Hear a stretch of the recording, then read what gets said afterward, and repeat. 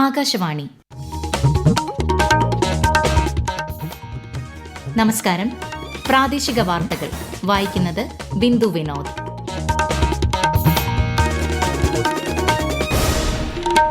പ്രധാന വാർത്തകൾ. രാജ്യത്തെ സാധാരണ ജനങ്ങൾക്ക് ആശ്വാസമായി പുതുക്കിയ ചരക്ക് സേവന നികുതി നിരക്ക്. പുതുതലമുറ പരിഷ്കാരങ്ങളെ സ്വാഗതം ചെയ്ത് വ്യവസായ സംഘടനകൾ. ചരക്ക് സേവന നികുതി ഇളവ് സാധാരണക്കാർക്ക് പ്രയോജനപ്പെടുന്നുവെന്ന് ഉറപ്പാക്കണമെന്ന് ധനമന്ത്രി കെ.എൻ. ബാലഗോപാൽ. ഉത്രാടപ്പാച്ചിലിൽ മലയാളികൾ.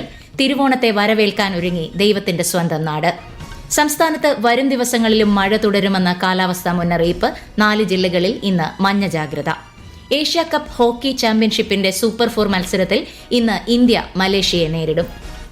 വാർത്തകൾ വിശദമായി. സാധാരണക്കാർ, തൊഴിൽ കേന്ദ്രീകൃത വ്യവസായങ്ങൾ, കർഷകർ, കൃഷി, ആരോഗ്യം തുടങ്ങി സമ്പദ് വ്യവസ്ഥയുടെ പ്രധാന ചാലക ശക്തികളിൽ ശ്രദ്ധ കേന്ദ്രീകരിച്ചുള്ള ചരക്ക് സേവന നികുതി ഘടനയ്ക്ക് അംഗീകാരം നൽകി 56ാമത് GST കൌൺസിൽ യോഗം. 4 നികുതി സ്ലാബുകൾക്ക് പകരം 5%, 18% എന്നിങ്ങനെ 2 സ്ലാബുകളുള്ള നികുതി ഘടനയ്ക്കും യോഗം അംഗീകാരം നൽകി. ഇന്നലെ ധനമന്ത്രി നിർമ്മല സീതാരാമന്റെ അധ്യക്ഷതയിൽ ന്യൂഡൽഹിയിലാണ് GST കൌൺസിൽ യോഗം നടന്നത്. സാധാരണക്കാർക്ക് ഗുണം ചെയ്യുന്ന തരത്തിലാണ് പുത്തൻ തലമുറ പരിഷ്കാരങ്ങൾ ആവിഷ്കരിച്ചതെന്ന് ധനമന്ത്രി വ്യക്തമാക്കി. 33 ജീവൻ രക്ഷാ മരുന്നുകൾക്കും ക്യാൻസർ, അപൂർവ രോഗങ്ങൾ എന്നിവയുടെ ചികിത്സയ്ക്കായി ഉപയോഗിക്കുന്ന 3 മരുന്നുകൾക്കും ചരക്ക് സേവന നികുതി പൂർണ്ണമായി ഒഴിവാക്കി. ഈ മാസം 22 മുതൽ പുതിയ മാറ്റങ്ങൾ പ്രാബല്യത്തിൽ വരും. ടേം ലൈഫ്, യുലിപ്പ്, എൻഡോമെന്റ് പോളിസികൾ തുടങ്ങിയ എല്ലാ വ്യക്തിഗത ലൈഫ് ഇൻഷുറൻസ് പോളിസികൾക്കും മുതിർന്ന പൌരന്മാർക്കുള്ള പോളിസികൾ, റീ ഇൻഷുറൻസ് ഉൾപ്പെടെയുള്ള എല്ലാ വ്യക്തിഗത ആരോഗ്യ ഇൻഷുറൻസ് പോളിസികൾക്കും GST ഒഴിവാക്കൽ അംഗീകരിച്ചതായി ശ്രീമതി സീതാരാമൻ പറഞ്ഞു. പാൽ, പനീർ, ലഘുഭക്ഷണങ്ങൾ, ബ്രെഡ് എന്നിവയുൾപ്പെടെ 175 പൊതു ഉപഭോഗ ഇനങ്ങൾക്ക് GST ഒഴിവാക്കി. എല്ലാ കാർഷിക ഉപകരണങ്ങളുടെയും GST 12% നിന്ന് 5% കുറച്ചതായും കർഷകർക്കും കാർഷിക മേഖലയ്ക്കും തീരുമാനങ്ങൾ ഗുണം ചെയ്യുമെന്നും ധനമന്ത്രി അഭിപ്രായപ്പെട്ടു. ധനമന്ത്രി നിർമ്മല സീതാരാമൻ പ്രഖ്യാപിച്ച GSTയിലെ പുത്തൻ തലമുറ പരിഷ്കാരങ്ങളെ പ്രധാനമന്ത്രി നരേന്ദ്രമോദി പ്രശംസിച്ചു. സാധാരണക്കാർ, കർഷകർ, MSMEകൾ, മധ്യവർഗം, സ്ത്രീകൾ, യുവജനങ്ങൾ എന്നിവർക്ക് ഗുണം ചെയ്യുന്ന തരത്തിൽ GST നിരക്കുകൾ കുറയ്ക്കാൻ സർക്കാർ തീരുമാനിച്ചതായും പ്രധാനമന്ത്രി സമൂഹമാധ്യമത്തിൽ കുറിച്ചു. രാജ്യത്ത് 2 സ്ലാബുള്ള നികുതി ഘടന ഏർപ്പെടുത്തിയതുൾപ്പെടെ 56ാമത് GST കൌൺസിൽ യോഗത്തിലെ പ്രഖ്യാപനങ്ങൾ ഏറെ പ്രതീക്ഷ നൽകുന്നതായി ആറ്റിങ്ങൽ ഗവൺമെന്റ് കോളേജ് എക്കണോമിക്സ് വിഭാഗം മേധാവി ഡോക്ടർ പ്രിയേഷ് CA ആകാശവാണി വാർത്തകളോട് പറഞ്ഞു.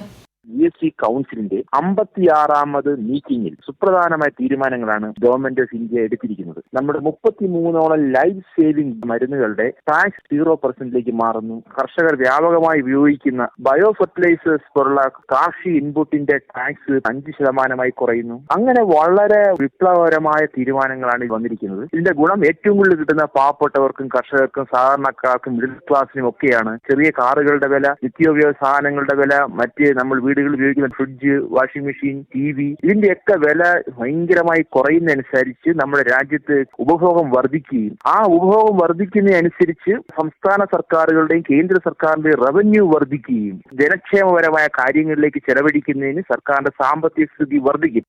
ഓട്ടോമൊബൈൽസ്, സിമന്റ്, ഇൻഷുറൻസ്, ഇലക്ട്രോണിക്സ് എന്നീ 4 ഇനങ്ങൾക്ക് മാത്രം സംസ്ഥാന കേന്ദ്ര നികുതി വരുമാനം 5000 കോടി രൂപയാണ് ഒരു വർഷം കുറയുന്നതെന്നും ഇത് സാധാരണക്കാർക്ക് പ്രയോജനപ്പെടുന്നുവെന്ന് ഉറപ്പാക്കണമെന്നും ധനമന്ത്രി കെ.എൻ. ബാലഗോപാൽ.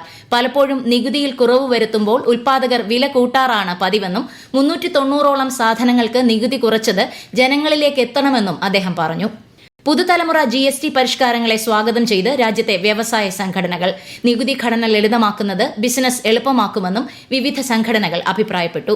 5%, 18% സ്ലാബുകൾ, റീഫണ്ടുകളും MSME നടപടിക്രമങ്ങളും ലളിതമാക്കുമെന്നും വ്യക്തിഗത ലൈഫ്, ഹെൽത്ത് ഇൻഷുറൻസുകളെ GSTയിൽ നിന്ന് ഒഴിവാക്കിയത് വഴിത്തിരിവാണെന്നും കോൺഫെഡറേഷൻ ഓഫ് ഇന്ത്യൻ ഇൻഡസ്ട്രി പറഞ്ഞു. തിരുവോണത്തെ വരവേൽക്കാനൊരുങ്ങി മലയാളികൾ. ഇന്ന് ഉത്രാടം. കാർഷിക സമൃദ്ധിയുടെ ഓർമ്മകളുമായി എത്തുന്ന പൊന്നോണ നാളുകളിലെ 1ാം ഓണദിനമാണ് ഉത്രാടം. തിരുവോണം കെങ്കേമമാക്കാനുള്ള ഓണക്കോടിയും സദ്യവട്ടങ്ങൾക്കുള്ള സാധനങ്ങളുമെല്ലാം വാങ്ങുന്ന അവസാനവട്ട ഉത്രാടപ്പാച്ചിലിലാണ് ഇന്ന് മലയാളികൾ. ഇത്തവണ അത്തം 11-നാണ് തിരുവോണമെന്ന പ്രത്യേകതയുമുണ്ട്.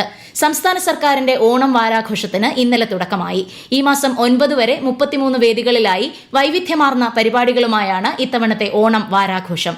സമാപന ദിനത്തിൽ നടക്കുന്ന ഓണം ഘോഷയാത്രയുടെ flag off governor Rajendra Vishwanath Arlekar നിർവഹിക്കും.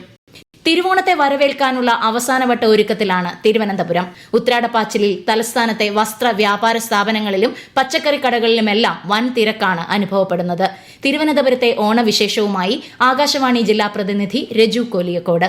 നഗരഗ്രാമ വ്യത്യാസമില്ലാതെ ജില്ലയിലെ എല്ലായിടങ്ങളിലും ഓണവിഭവങ്ങൾ ഒരുക്കാനുള്ള സാധനങ്ങൾ വാങ്ങാനും ഓണക്കോടി എടുക്കാനുമുള്ള തിരക്കിലാണ് ജനങ്ങൾ. ചാല, കണ്ണിമേറ, കഴക്കൂട്ടം, നെടുമങ്ങാട്, ആറ്റിങ്ങൽ, വർക്കല, നെയ്യാറ്റിങ്കര തുടങ്ങി ജില്ലയിലെ പ്രധാന സ്ഥലങ്ങളിലെല്ലാം വൻ തിരക്കാണ് അനുഭവപ്പെടുന്നത്. അതോടൊപ്പം സർക്കാരിന്റെ ഓണം വാരാഘോഷം ആസ്വദിക്കാൻ നിരവധി പേരാണ് നഗരത്തിലേക്ക് എത്തിക്കൊണ്ടിരിക്കുന്നത്.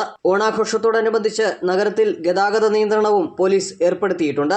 കിഴക്കേക്കോട്ട, കവടിയാർ ഉൾപ്പെടെ നഗരത്തിലെ പ്രധാന റോഡുകളിൽ ഗതാഗതക്കുരുക്കും രൂക്ഷമാണ്. വൈകുന്നേരത്തോടെ ഉത്രാടപ്പാച്ചിലിന്റെ തിരക്ക് എല്ലാ തവണത്തെയും പോലെ വർദ്ധിക്കാനാണ് സാധ്യത.